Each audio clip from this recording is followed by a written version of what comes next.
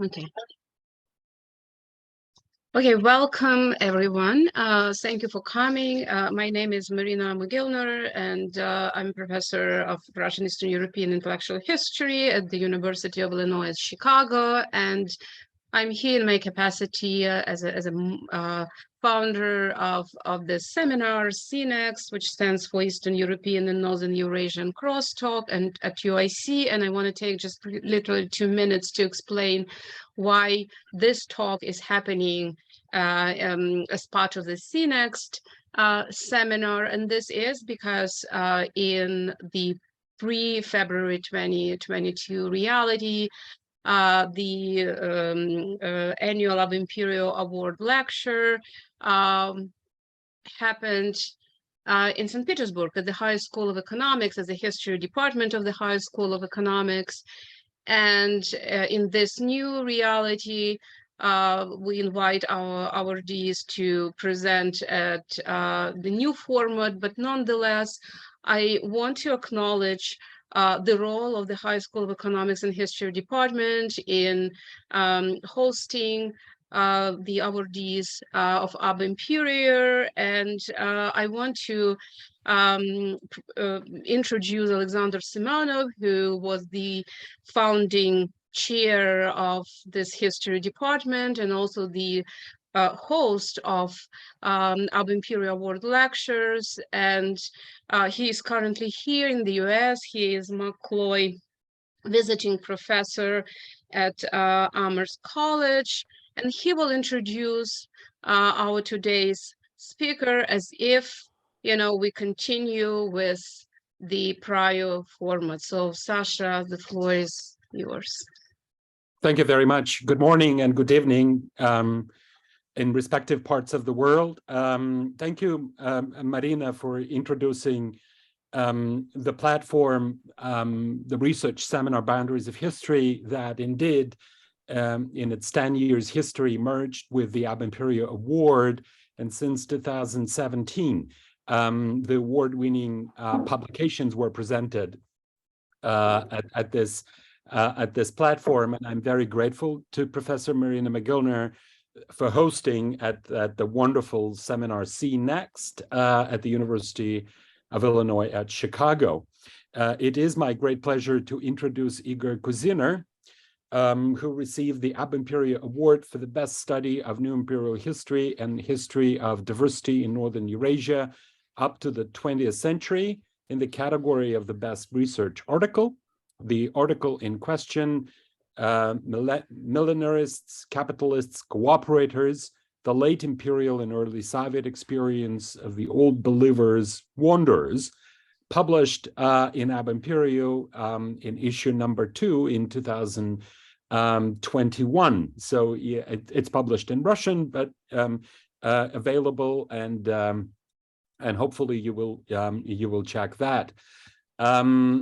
It is my great pleasure to introduce Igor because he studied in the graduate school of the HSC and in the international graduate school or doctoral program, joint doctoral program between the HSC University and University of Torino. The umbrella for this graduate school is Global Histories of Empire, and I believe Igor was in the first ever cohort of that international joint doctorate. He successfully finished, qualified, fulfilled the qualification requirements of both the University of Torino and the HSC University, and defended in 2022, this year, the dissertation, Biographical Trajectories and Social Transformations of the Old Believers' Wanderers in the First Third of the 20th Century.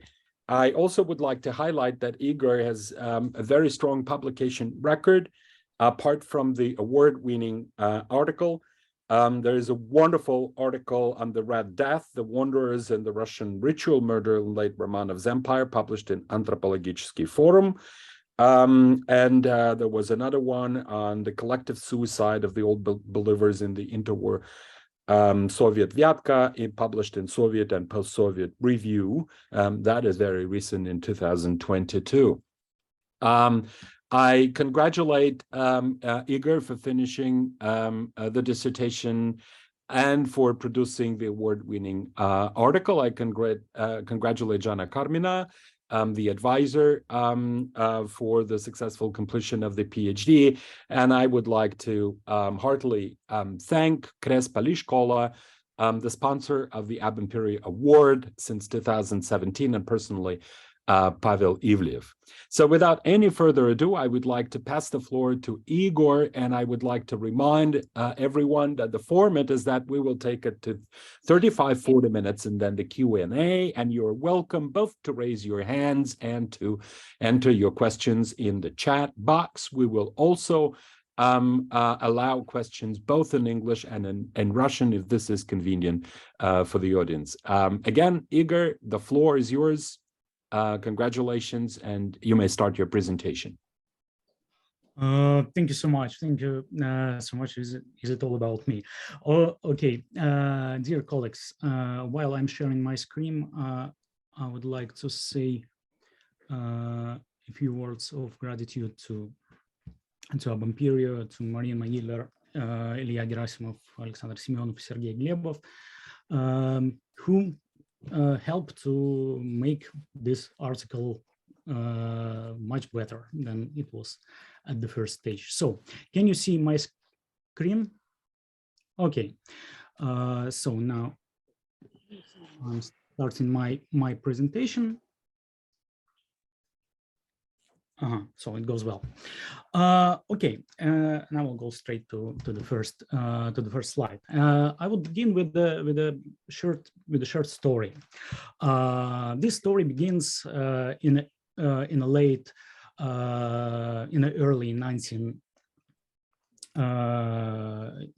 20th century in a small town of Danilov, about 60 kilometers from Yaroslavl.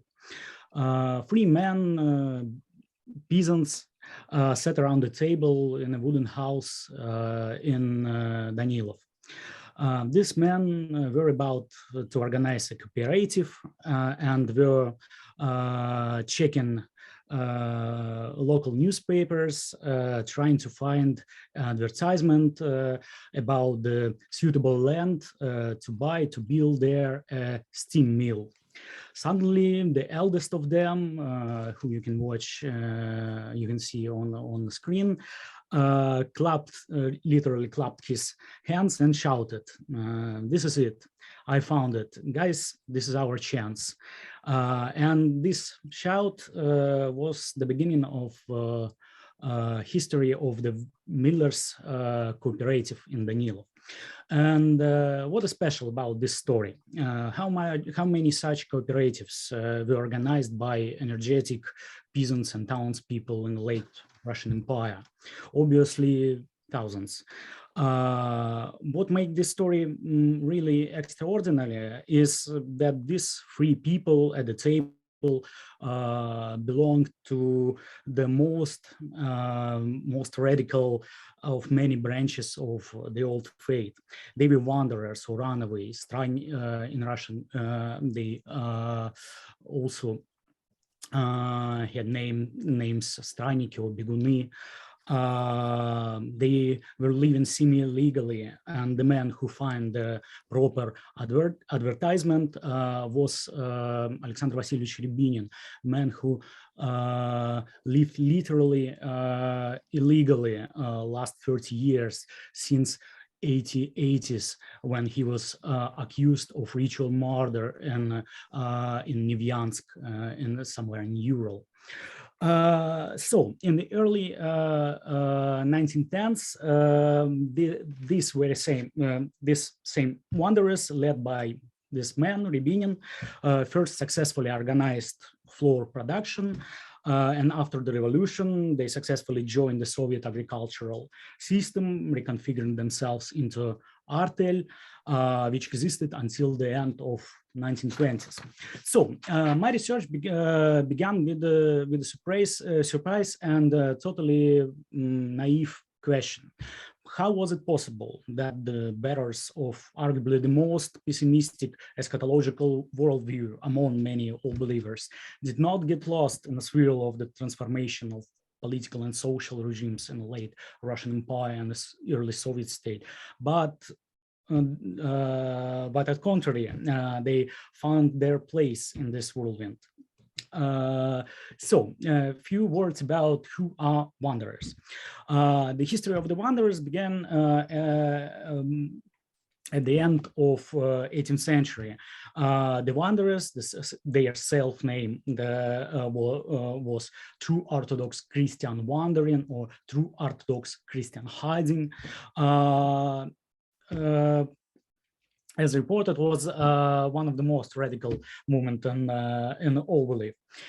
It emerged as a result of the split in already quite radical branch of the All Believer, Filipovцы Concord. The founding father of the wanderer community was a runaway soldier, Yefimi, a man from Pereyaslav, who had broken with Filipovцы in 1784. The basis of the split was the original theological system formulated by Yefimi in response to the willingness of some Filipovцы to join a limited collaboration with the imperial regime of Catherine II. The central aspect of this doctrine, doctrine of escape, as he called it, was that the only way of salvation from the world of reigning Antichrist is literal escape or literal flight, a flight from any possession, from any worldly bounds, from family, from home, and so on and on. The degree of escapist radicalism of the wanderers decreased with time, and in connection with the need to interact with the outside world, and in one way or another, wanderers, ideologists, found the admissibility of two modes of existence. In addition to the, let's say, real wanderers or baptized wanderers who were constantly changing their place of residence, they recognized the sedentary wanderers, the benefactors, whose duties included receiving wandering co-religionists in their dwelling, supporting them with some funds, and everything for the travels, for the travelings or daily needs. As a rule, the sedentary wanderers were baptized before they died, and thus formally began their flight. Such wanderer benefactors could also become prominent figures outside the wanderer world. Probably the most famous wanderer benefactors were the merchants Ponizovkins, Malassa magnates from Yaroslavl province, and very important figures for, let's say, for Yaroslavian capitalism in the late Russian Empire. Okay, the wanderers' history before 1950 is based only by the, let's say, by the middle of 19th century. It's based only wanderers' own document,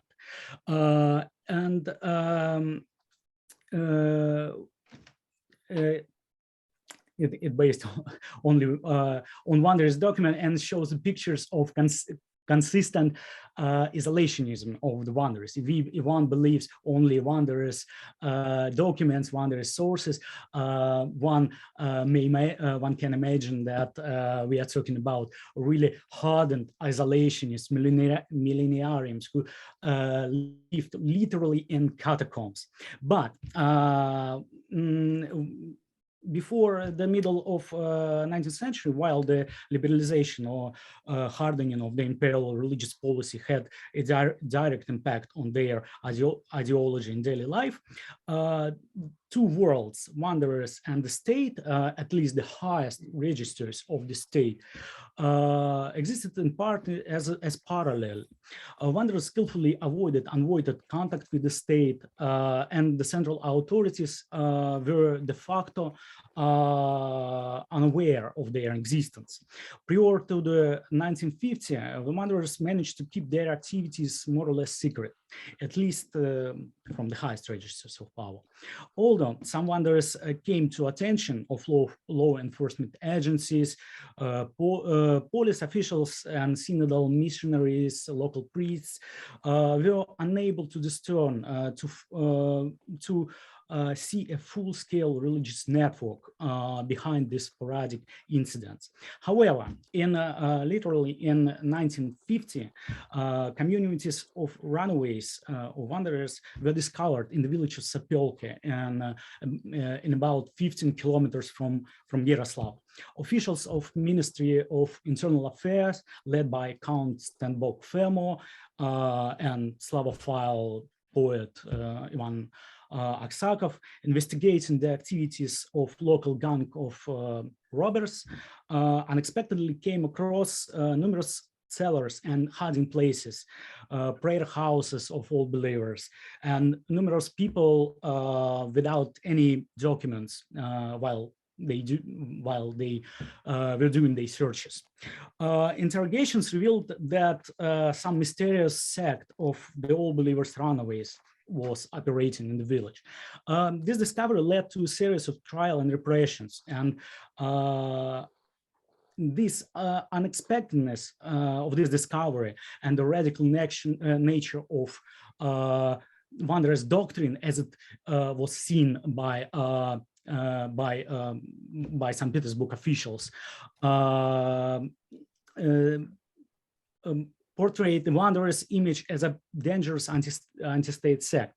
But it wasn't only the unexpectedness and suddenness of the discovery of sectarian networks in 15 kilometers from Yaroslav that shocked the participants of investigation. To a great extent, it seems that the bureaucrats from the capital were shocked by the fact that this discovery was unexpected and sudden only for them, the visiting officials. Extrapolating from his own Slavophile notions of cohesion, subordinacy of the Russian people, Ivan Aksakov couldn't help but notice how different these ideas were from the pictures that appeared before him in the course of the investigation. In spite of his overall disgust at the discovered sectarians, Aksakov was the most upset by how integrated into the local community the wanderers turned out to be. An Aksakov account does not resemble a description of a deeply secret cell of radical sectarians that cut off all ties with the outside world. On the contrary, it's he and his colleagues, I mean, the officials from the Ministry Commission, that appear as an outside element to the local space, which the wanderers are an integral part of. Other ethnographists and schismatologists, Raskolovedi, also noted, describing the general indifference toward the wanderers of Yaroslavl and Sapelke officials and their colleagues from neighboring provinces, the police and the clergy, who knew about the spread of the sect, but were unwilling to engage in any struggle with it. And nevertheless, it was enlightened bureaucrats who, along with the synodal official and schismatologists, also super unsympathetic to the wanderers, became responsible for producing discourses on this religious movement for a long time. Public discourses about the wanderers influenced the development of religious legislation, thus after bringing the wanderers to the brink of illegality. Legal status of the wanderers had never been clearly defined until the very end of the old regime. Throughout the period from the discovery to 1917, the image of the wanderers in public and expert discourse remained generally marginalized, if not demonized. However, the extremely prejudiced and negative assessments of their activity were not enough legally legitimize the persecution of the wanderers on the basis of their doctrine alone, bringing them in the same position as the Skopje. At some point, the debates about legal status of the wanderers turned to a debate whether or not there was any fanatical or practices of fanaticism among them. By fanaticism, I mean izuvierstvo. By the early 20th century, the legend of the Red Death, the ritual or religious murder, alleged ritual stimulation by wanderers of their own co-religionists was being formulated. Despite the fact that there was no real evidence of the practice, the legend became a fertile soil for all sorts of tabloids, notes from which ended up on the desk of the highest imperial bureaucrats and became arguments in determining the legal status. While status of other all believers was improved at the end of the empire from the second half of the 19th century. The wanderers stood out of these processes, even after the decree on religious tolerance or on strengthening of the principles of religious tolerance. Wanderers never tried to register their communities. They saw this decree as sources revealed as something like Antichrist trap or something like that. And so in a strange way, the wanderers were trapped in such a gray zone between legality and illegality. They were not persecuted for their teachings, but their practices and the practices their teaching prescribed, such as constant movement, passportless, made them formally outlaw, de facto outlaw, and from time to time brought some of them to trial.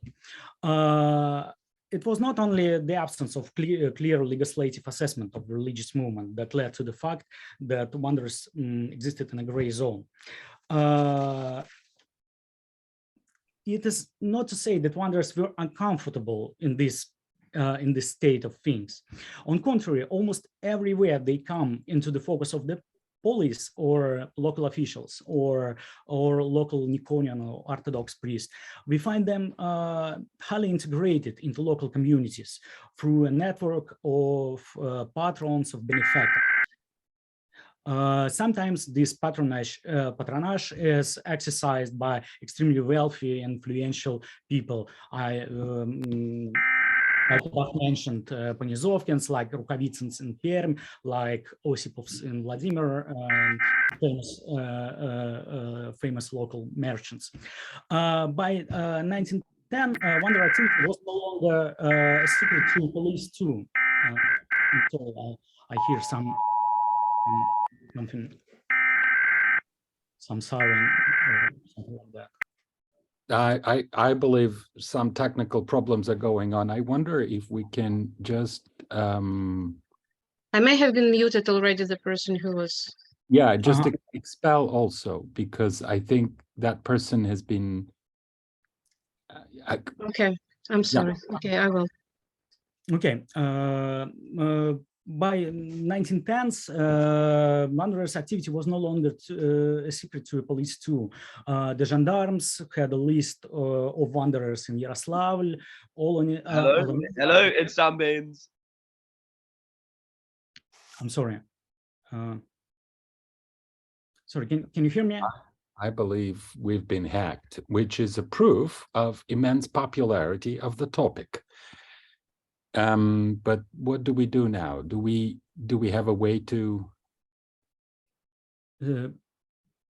Sorry, I don't really get what is going on. Well, the Zoom conference has been hacked. That's what's going on. There is a strange activity in the chat and in the room. So let's try to continue and try to fix the problem in the list of participants. Please go on if you don't see. Yes, I just want to add that I removed 2 participants who seem to be causing trouble. So okay, good. Let's try. Let's try to continue. Oh my God! One of these interrupters called Wander African Maximich. Oh my God. Okay. Okay. So I continue, right? Mm-hmm. I can go on. Okay, good. In other words, when I'm talking about gray zone, the gray zone allowed baptized wanderers to exist in a metaphorical underground, receiving generous donations of funds from wealthy and unbaptized co-religionists, while in fact this underground was devoid of any threats of illegality in form of long-time arrest and really hard persecution. One of the single missionary from Volga, someone named Polyansky, called this state of things playing in persecution or something like that. This is to say that at the beginning of 20th century, wanderers existed in fairly comfortable conditions. Without violating their dogma, they formally existed underground, which was quite safe for them. However, this story begins right in this time and this period. In 1909, everything changes, and wanderers somehow enter a wholly new phase of their history. Okay. Okay, so good.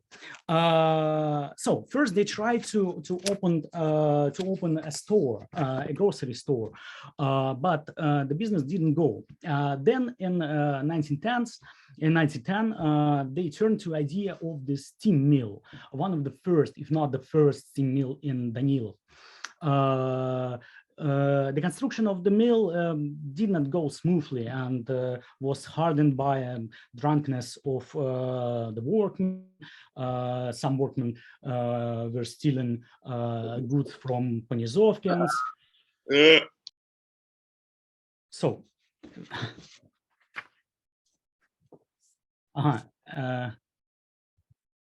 okay, so I'll go on.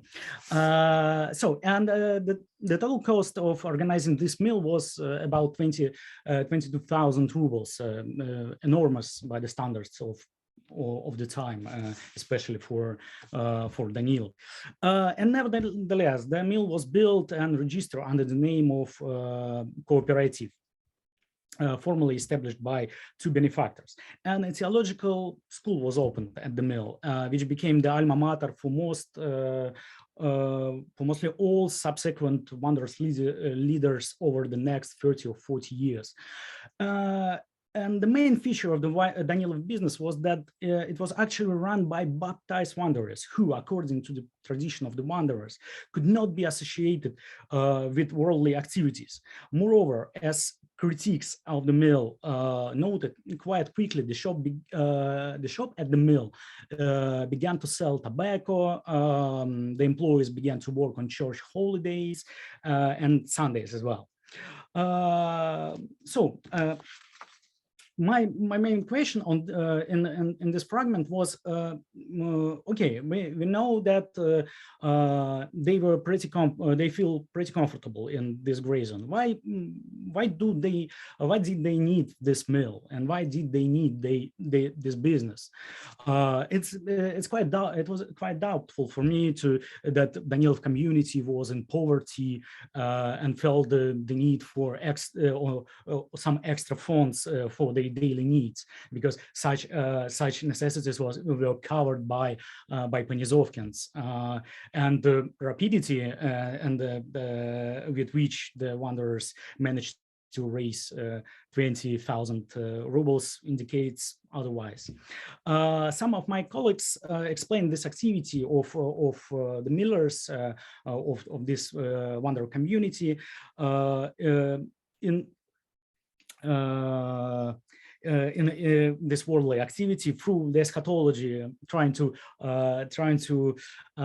rhythm this story with the Weberian notions of Protestant ethic, and so on and on. But however, it seems to me that eschatology appears to be only of secondary importance for a person like Rябinin, like a leader of this community.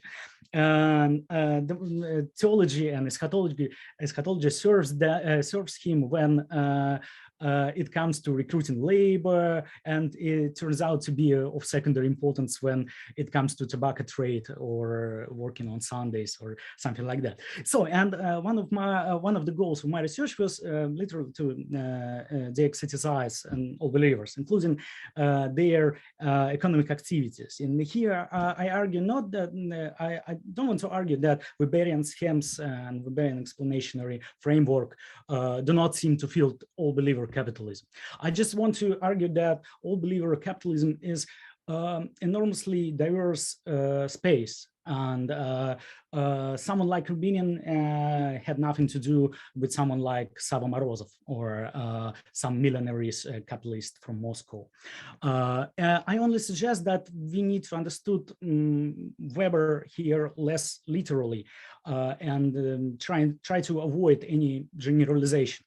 And I explained this this fact that the wanderers living semi-legally found their meal by the decree of 1905. In 1905, Niconian Church lost its monopoly of proselytizing, and under such conditions, open theological debates and polemics between the representatives of Niconian Church, other Niconian Church, and all believer communities of different traditions became the main field for a battle for new adepts, for new flock. And the major all believer branches found themselves prepared for this battle for the flock. But the Manders was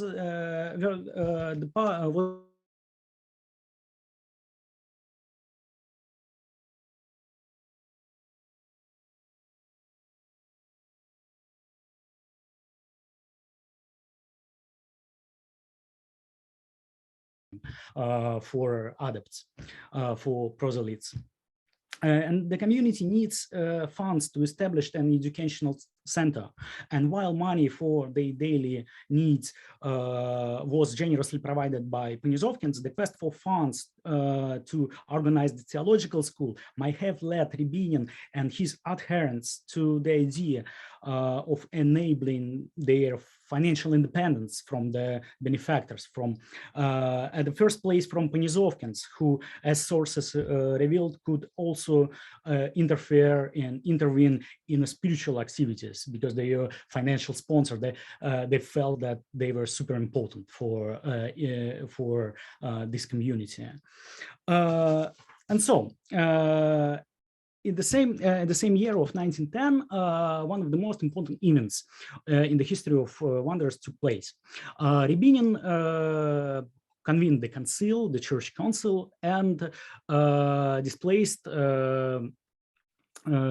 former leader of the Wanderers, someone named Kornily Petakov, and became the leader of whole hierarchy, not only the Danilov community, Yaroslavl community, but the whole hierarchy of the Wanderers. It is reported that at the same council, he repeatedly spoke about the meal.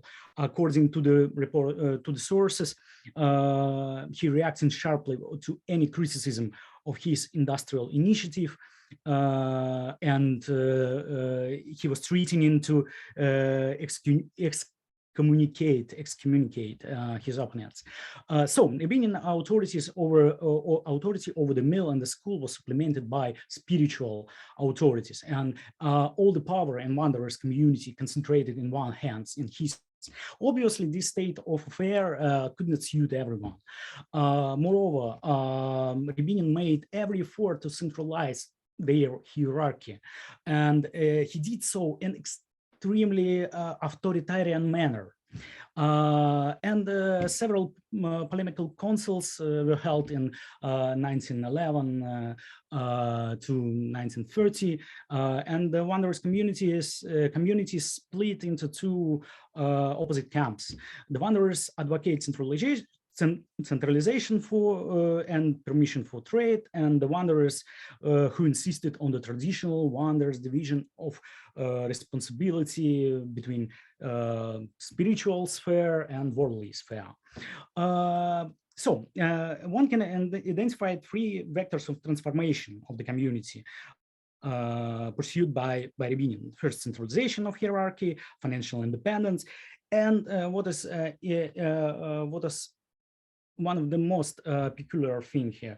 Rябinin started the intervention into public sphere, and in the 1911 and 1916, two books by Wanderers were published, and these books aimed at wider audience, declaring their religious view, I mean the Wanderers' religious view, disproving rumors and myths about the religious movement, and first of all about the Red Death, the ritual murder.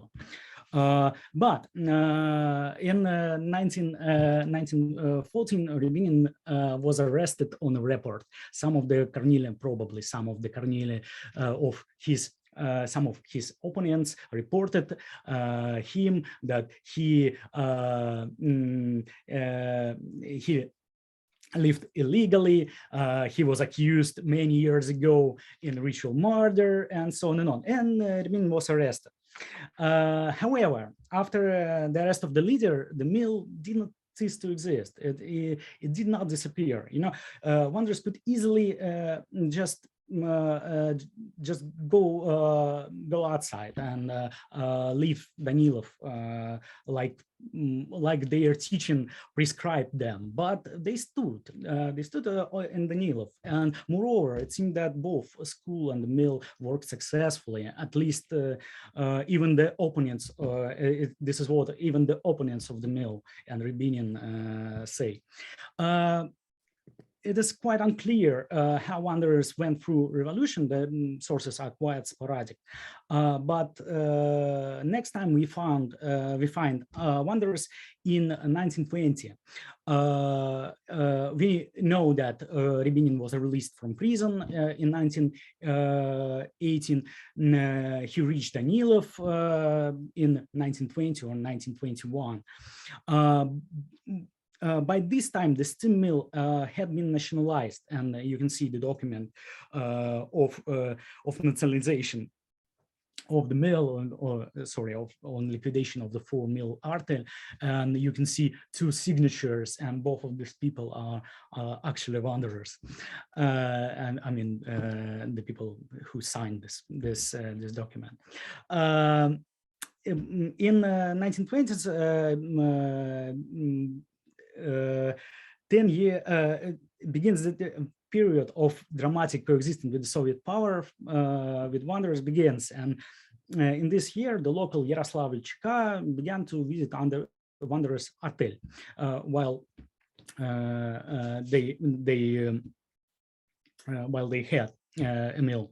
ČK conducted searches, confiscated things and items from the Wanderers. And course of the searches, it turns out that Wanderers keep some rather unusual items, such as cameras, telephones, toilet soap, perfume, and something that are not quite of the Wanderers. The Wanderers begin, and after that, after the searches and after confiscation, Wanderers begin an active dispute with the Yaroslavl administration, the Yaroslavl Soviet power. And the case even go further. In this year, in 1920, for the first time in 250 years, the Wanderers perform an open funeral of their co-religionist first time literally in their history, because usually wanderers perform their burial, their funeral secretly, without putting any crosses or gravestones on graves. But for the first time in history, under the Soviet power, they decided to perform an open funeral. But after funeral, the police come to them and force them to exhume the body and the corpse. And this was real insult for them. And they went to Moscow to see Kalinin, directly to Vtsik, to Central Executive Committee. And here in Moscow, they complain about the oppression of Danilov and Yaroslavl authorities and asked to return all their things taken during the searches. Unfortunately, they failed to obtain any satisfaction from Kalinin, despite the fact that they prepare for him a multi-page history of their religious movement, written in Church Slavonic, with a chronology from the creating of the world and so on, which is quite surprising, because we see from the documents on the slide, they actually they was super they could super skillfully write in the Soviet or just modern Russian language, and they knew Soviet bureaucratic etiquette. They knew how to write, who to write, and so on and on. And this is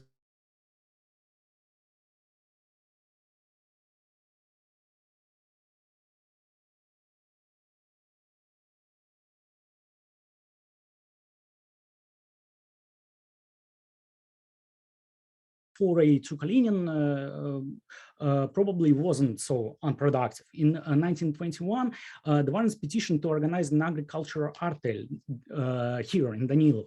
If the sources is to be believed, the Miller's petition was received favorably by the local authorities, even despite all the previous history. They were given the land of a former Nikonian or Orthodox monastery, as well as the timber and funds for buying a farm means of production.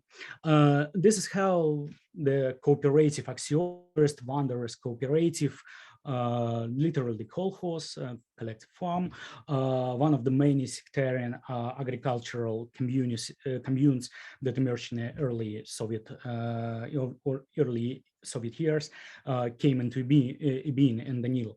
And the spiritual school, which became the largest educational center for the wanderers, was also preserved within its walls.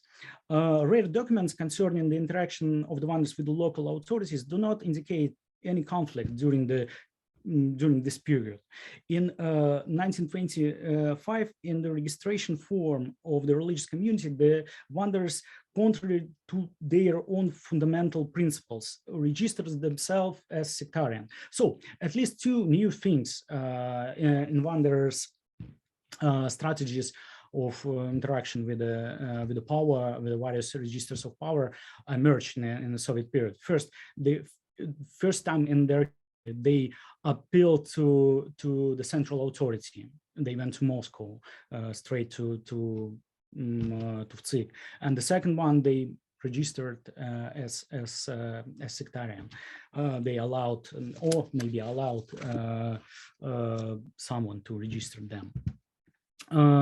So the labor practices tested by Rябinin at the mill were successfully adapted to new conditions. Employees of Axioma, both female and male, worked in collective farms for a whole week, regardless of church holidays. In addition, the hotel itself was quite successful. Even its opponents called it model farm. As Rябinin said in a conversation with a fellow believer in 1926, we now have a collective, and the laymen work in it and feed us, and so we are not in need for any bread. And he even added that this time, until Antichrist has been silenced, and now we can live under such peculiar Soviet conditions.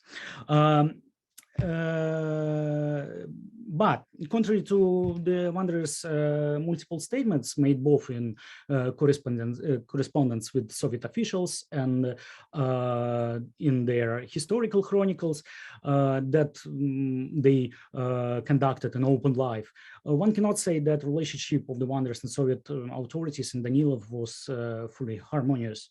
The Wanderers still, like under the old regime, have been persecuted for being undocumented or on suspicion of profiteering, of being speculant. However, the ease with which the Wanderers learned how to play by the Soviet state's rules once again confirms the assumptions that some of them were highly prepared to integrate and hold their position, and this fluctuated new political and social domain. Okay, but this state of things lasted only to the end of 1920s, before to Stalin's Cultural Revolution. It was not no secret to any of local authorities that Axioma was labor, but also a religious collective. In 1929, this duality had become unacceptable from a point of view of Soviet legislation. The point 17 of the Decree on Religious Associations forbade sectarians to form any agricultural association. In addition, the Soviet authorities attitude towards sectarians of all kinds was sharply radicalized. Sectarians were no longer perceived as something like younger companions, though deviant and archaic, but still carrying the ideals of collectivity. Now they appeared as harmful and alien to the Soviet domain.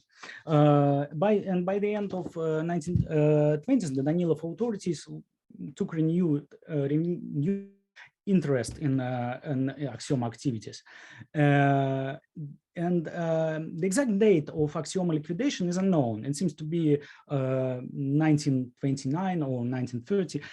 The Wanderers were evicted. The Artel was liquidated, but they were paid in cash for the buildings and the land, what is quite strange. And by about 1930, network of the Wanderers community under Rabinin leadership literally had gone underground. And here is important to emphasize that there is a huge difference between the metaphorical underground of the Wanderers before 1917 and the literal underground under the Stalinist regime. The Wanderers did not return to the familiar transparent catacombs and this metaphorical underground in which they existed under the old regime. Forcing them out of the Soviet space meant launching a fundamentally different mode of existence, remotely familiar from the first half of 19th century, when the discovery of the Wanderers resulted in a way of persecution. However, none of the Wanderers who lived under the Stalinist regime, even the oldest one of them, like 80 years old Rabinin, had any such experience.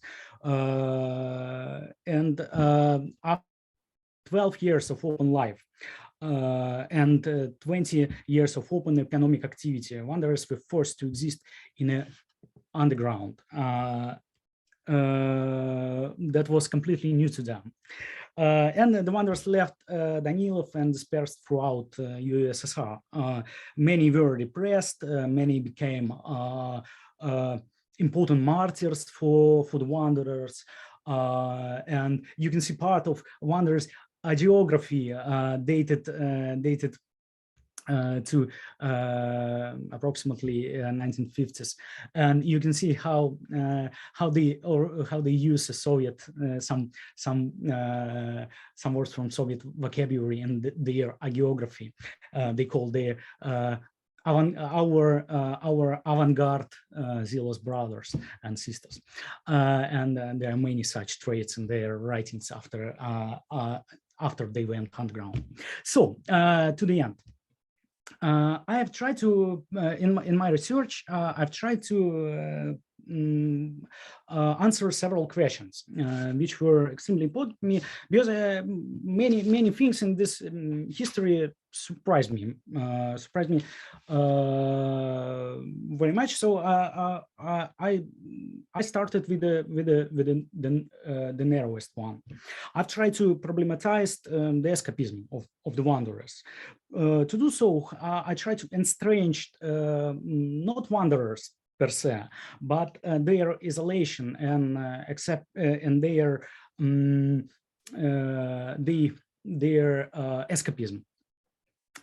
Why is it surprising that millenarians integrate into external social environment and find suitable social needs? Why does this path, this way, seems stranger than the way of, for example, Lykov's family or any other hermits in taiga?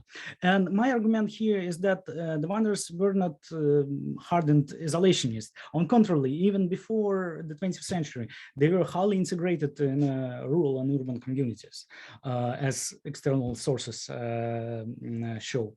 Accordingly, in the social transformation of 20th century, they did what other peasants and townspeople did. They created cooperative, they took advantage of the opportunities provided by Tsarist and Soviet regimes until they were forcibly removed from this space of hybrid collaboration.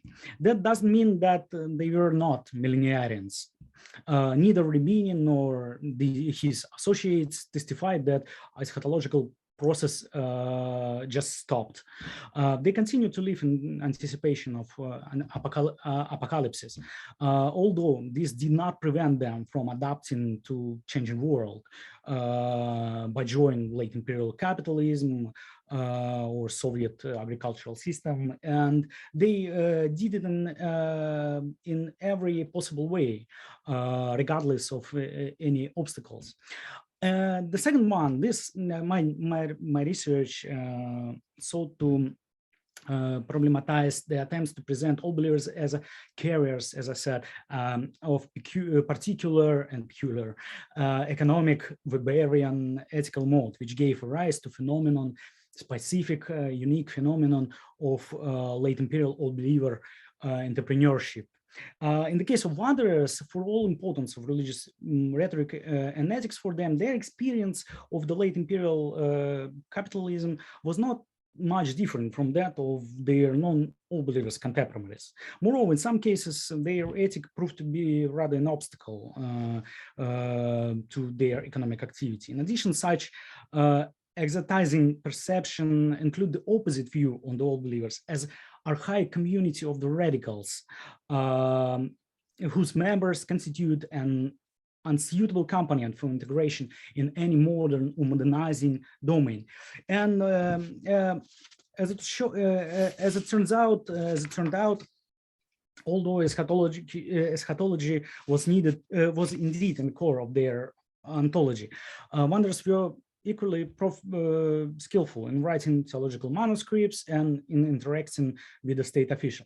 And the my last point, and then I finish. The wanderers that I wrote about were born to provincial Russian peasant families, and they became members of semi-legal religious society. They were not part of any political public sphere. They had no systematic secular education. Yes, they were literate, but their version of their variant of literacy was more an obstacle. I mean, the Church Slavonic and religious and polemical version of literacy was more an obstacle for them to build a relationship with the world outside. Thus, the experience of the wanderers can serve as an example of the late imperial and early Soviet experience of their contemporaries with a similar habitus, who belonged to the lower social classes. However, unlike the millions of their contemporaries, the peasants and provincial workers, the experience of the wanderers turned out to be a pronounced one, since the very mode of their relations within community involved written self-reflection in the form of acts and of regular councils, letters, and sermons. And in other words, unlike the members of the lower classes who could speak only, let's say, in body language or imitate hegemonic discourse, the wanderers actively wrote and discussed in a written form the social processes of which they were a part. And they could not only speak, they can tell us something about the imperial and Soviet social reality, as I believe. In light of the story, it is imperial Russian and later early Soviet states that demonstrate the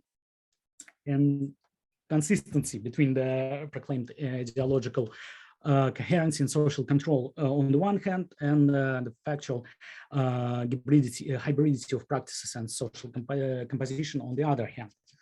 And thus, in the context of this work, I focus on this particular view of Russian modernities from below.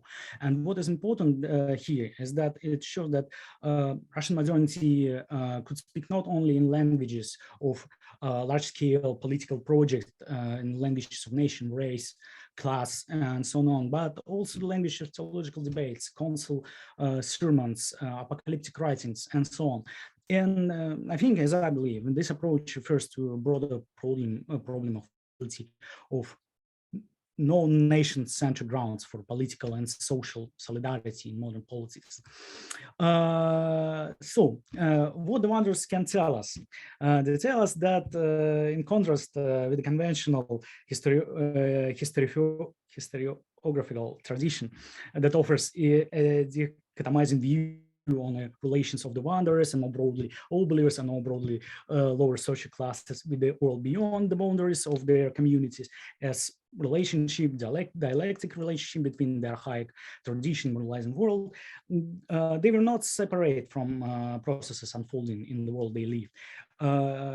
So it was not the story of a group of radical escapists confronting the hostile realities of the modernizing world. But this is a story of members of the religious community who were seeking and against all obstacles, and despite all obstacles, finding their place in political and social turbulence in the first third of 20th century. May I have a few words of to express my gratitude now? Okay, so first of all, I have to say words of gratitude to Ilya Gerasimov. Let's say I think that he's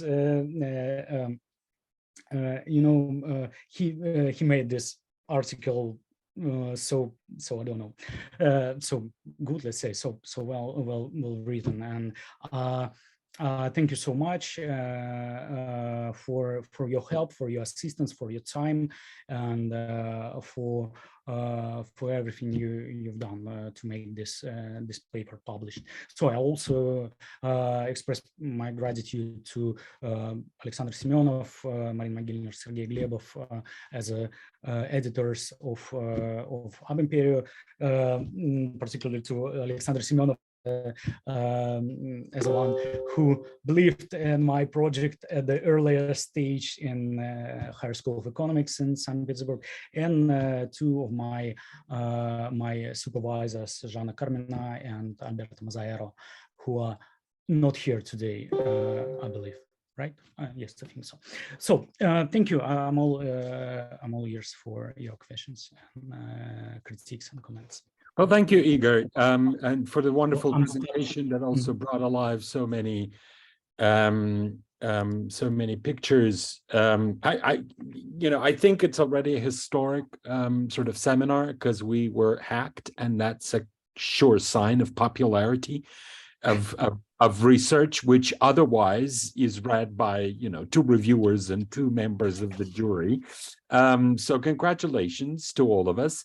And this is the time for questions and comments. May I suggest that we just use our hands in an analog way, because the chat is vulnerable, I assume. Well, that's been our experience. So, who would like to start?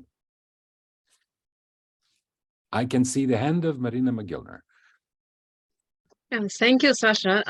Thank you, Igor, for wonderful, very interesting lecture. And I have one comment, which I think you can actually produce another award-winning article if you build on your criticism of Weber and the applicability of his theory to your case. If you read Andrew Zimmerman's deconstruction of Weber and his theory as a kind of a theory that coded his anti-Polish and then also anti-Black racism and his, Protestant ethics as a kind of, again, cultural code for what was his racialized, civilizational, cultural version of German nationalism, then probably you would be able to expose these binaries in his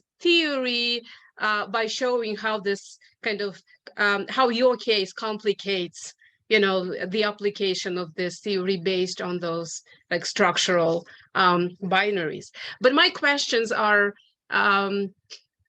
all connected to what I think is implicit in your analysis, and that is the kind of the dynamics of Russian nationalism, nationalizing empire, and the perception of the wanderers. So I can assume, based on your article, that for the state, the most concerning part was the absence of any documentations and this, wandering bodies that were difficult to stabilize. And but then for people like Aksakov and later national-minded intellectuals, there may be a different concern about them as bad Russians, right? So as kind of a problematic members of this imagined community. And so I wonder whether you trace these 2 discourses, whether they overlapped, whether you can really trace more or less 2 separate stories here. And my second question, which is connected to this one, is of course about the ritual murder, which is such an interesting kind of thread throughout your story. And the ritual murder accusation stands for ultimate othering, right? So it's like in the case of Sati and other cases, when this is something that is ultimate othering, they can't be imagined as part of our civilized, modern community. And so I wonder whether, first of all, whether this was indeed a kind of sustainable discourse about the wanderers, and what then are the implications, and then also whether there was an ethnographic discourse in addition to those separate cases, whether there was an ethnographic discourse about the ritual murder among the old believers. I suggest we take it one by one. Igor, go ahead. Okay, thank you for these questions. Actually, these 2 questions are intertwined. I mean, the one on nationalizing empire and nationalizing discourses on wanderers and ritual murder. Actually, ritual murder, this so-called Red Death, was a great indicator of shifting and transformation of discourses on wanderers. Let's say by the late 19th century and the beginning of 20th century, everyone believed that wanderers really performed this ritual murder. Ethnographers such as Prugavin, if he was ethnographer, synodal Nikonian schismatologists believe, and so public politicians believe so. But as empire was rapidly nationalizing, something has changed. And in later political and intellectual discourses on wanderers made by nationalists, produced by, for example, nationalists, we can see that there was attempt to advocate the wanderers. No, they are Russians, so they could not commit ritual murder. And when the First World War outraged, some even went further and say, how could you blame when in a time while the Germans are blaming us for everything, how could we ourselves blaming Russian people for such a let's say fanatic and I don't know how to, such nasty practices, right? And yes, we as an empire was nationalizing, we can see a sharp normalization of the wanderers. So from non-Russian, actually not just bad Russians, non-Russians, they step by step they were becoming. First, deviate Russians in a species of nationalists who spoke on ritual murder, and then to just a peculiar ethnographic part of Russian ethnos, let's say of Russian ethnic group on ethnic community of ethnic family. And yeah, if empire would last 10 more years, I believe that wanderers would be completely legalized and maybe turn to politics, but we have what we have. So yes, these two things are connected. I mean, nationalized empire and discourses on wonders and ritual murders they allegedly performed. Mm-hmm. Thank you. Other questions or comments? We can come back to Weber at some point, but Okay. you can see the hand of Evgeny Yegorov. Please, unmute yourself.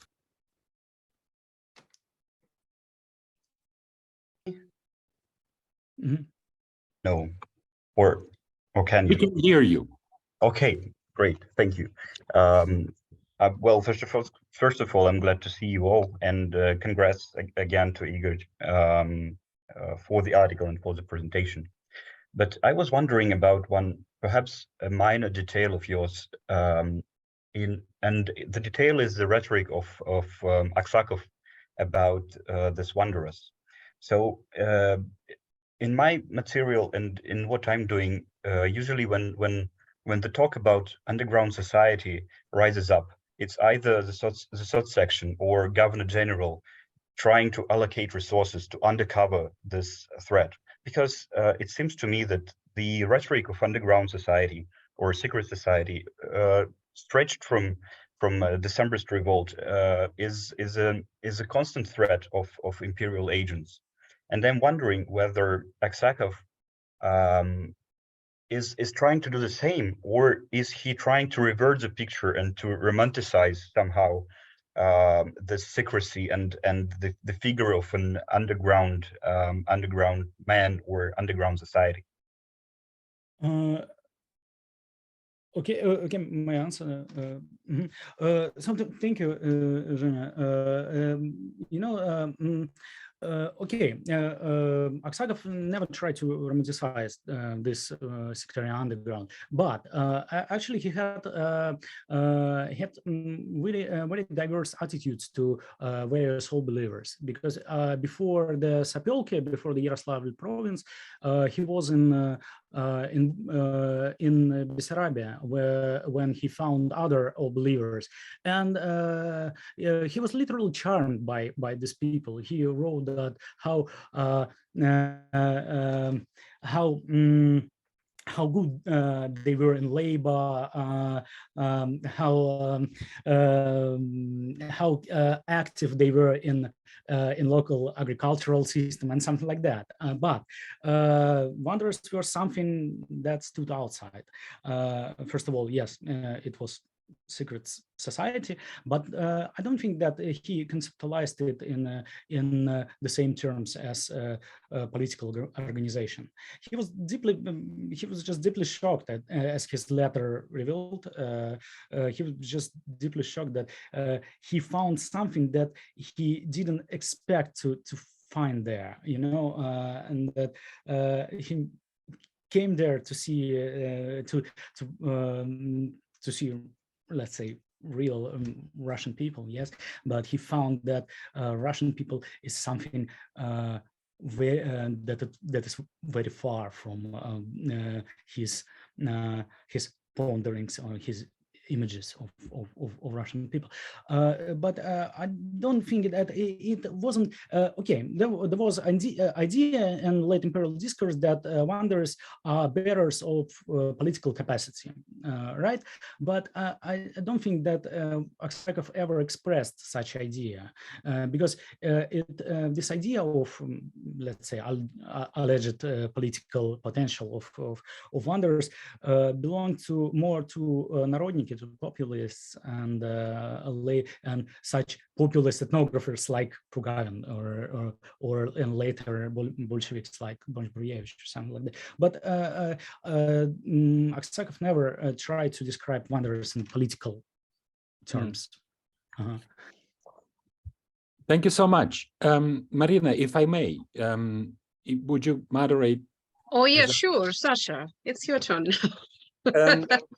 Yes, Igor, we've indeed, I mean, we're progressively losing the number of participants, but Alexander Reznik is joining just now. Very, just in time.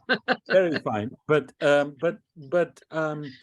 I don't want to ask you about the details of your study. You know, my questions about the details that needs still to be ascertained. For instance, the Kazan is the place of publication and the wonders going into the public sphere. But my question is about the larger significance of your research. And clearly, this is a long-awaited, very good social history and microhistory done, not in isolation, but in combination with the press, the archive, the imperial archive, the experts, the nationalizing discourse, etc., etc. But I'm concerned that you are still using the old categories to frame your context. For instance, you're talking about the peasants or peasants in the province, to be, you know, provincial Russia, to be correct. You know, I'm still wondering if that holds, because the whole category of peasants do presuppose a certain social organization, a certain religious affiliation. You know, it is actually not a standalone category. It's part of the narrative, of a particular narrative, right? You know, hence Aksakov's confusion, you know, about Danilov and the Yaroslavl and the whole, the Sapolki and the Yaroslavl gubernia. So I wonder if you can do something about that, given that they are in the north. You're right on the border with Kostroma. You know, I'm a native of these provinces. Nothing grows there really. So it's a combination of some kind of a craft industry and mobility, and the merchants are in there. So, you know, but you're still using the peasants, and I wonder if that works. Similarly, you're talking about the October Revolution, whereas your research shows that in terms of the temporal scale, you know, 1905, the Edict on Tolerance and Religious Tolerance is much more important than anything that followed. Even the war is sort of toned down in this lived experience. And you're still talking about the early Soviet period and the revolution, whereas your evidence seems to suggest that there's a very different temporal scale and a very different sort of sense of the local authorities, local communities, local economy undergoing some kind of transformation. But whether it's captured by the revolution and the civil war and the new economic policy, you know, this is a big question. So, you know, I'm sort of probing you on reflect on what is your micro history that someone can say, oh, you're talking just about under 3,000 people, you know, what does it matter in the grand scale of things? But I'm wondering if there is a way to write it back to some of the historiographic debates that talk about the social world, the relevance of the category of peasantry during this transformation, the understanding what is the state, you know, in this period, you know, what are the structures of authority, you know, some of these things. Sorry, it's a big question, and you may choose to respond to none of it or some of it.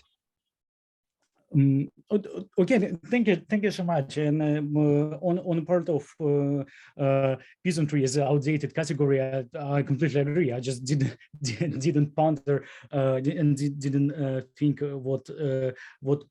what category and what term can I use instead of peasantry? Because yeah, in a common sense, they were not peasants. Yeah, they were not part of peasant community. They didn't work on land and something like that. They were not peasant. They were, yes, as you said, provincial Russians, but half city dwellers, half, let's say, half rural dwellers, and so on. But I don't know. Yes, I agree. I would easily leave this. I would easily lose this term peasantry if I would find a more suitable one. If provincial Russian is okay, yes, it sounds for me even better. But how to distinguish Danilov city dwellers and, let's say, some rural dwellers from I don't know, from the Ural, outside of the big cities and small cities too. All of them are provincial Russians, but there is some differences. There are some differences between them still. So I need to think about that. And I very much like the idea of to adopt Wanderer's chronology and to adopt their understanding of temporality of history. But previous attempts to choose this way had some critiques, I guess, on early stage of the manuscript of my research. So I lost it, but. Yes, it sounds great. Yes, to completely to make ontological turn, to adopt their chronology, and to declare that the most important thing for them was the decree on religious tolerance, and this decree triggered everything much more than Great War, much more than October or February Revolution, and so on and on. But I like this idea, and I would eagerly adopt this. But still, yes, I just can't find a way how to avoid this stereotypic, way of telling the story about the first half of 20th century. Well, you have inter-revolutionary period, then you have another inter-revolutionary period. Before that, you have Grover, after that NEP, and so on and on, and Stalinism, and so on and on. I need to think about that. Thank you for that. I cannot find a quick answer to this, but I like this idea, and I would eagerly use it. Your advice. Thank you. Thank you, Igor. So we are almost out of time. So if there are other questions, we can still stay for a few minutes. So if there are no more questions, I'm sure this conversation will be continued. I look forward to more articles and definitely a book. This is an amazing, innovative, exciting research. Thank you, Igor, for sharing. this research with us today, and sorry for the, accidents, the hackers who somehow penetrated this meeting. But anyway, so thank you, and I hope we'll see each other more often in different parts of the world. Thank you. Thank you. I was happy to see you, at least virtually, at least online. So, and I didn't notice any incidents. By the way, I was overwhelmed with, Okay. with my speech. So, thank you for hosting me, and see you. Thanks. Yes, and thank you, Marina, for providing a platform for the seminar. My pleasure. Thanks. All right. So we end the recording now. Goodbye now. Stay well. Bye. Okay, I'm recording.